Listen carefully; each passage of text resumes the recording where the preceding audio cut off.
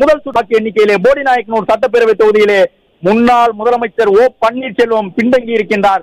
மீண்டும் ஒரு திமுகவினுடைய நட்சத்திரத்தை பின்தங்க செய்திருக்கின்றது தாவேகா.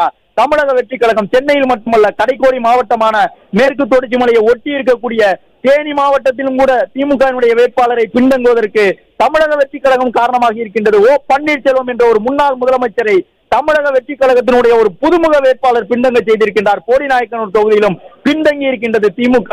திமுகவினுடைய முன்னிலை தற்பொழுது குறைய தொடங்கி இருக்கின்றது. 44 திமுகவினுடைய முன்னிலை குறைய தாவேகாவிற்கும் அதிமுகவிற்கும் கடும் போட்டி.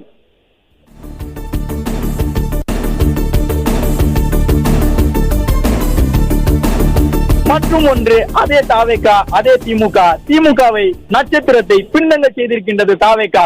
ஆவடியிலே 2வது சுற்று வாக்குகள் எண்ணப்பட்டு வரக்கூடிய நிலையில் அமைச்சர் நாசரை பின்னங்க செய்திருக்கின்றது தமிழக வெற்றி கழகம். திமுகவினுடைய முன்னிலை நிலவரங்கள்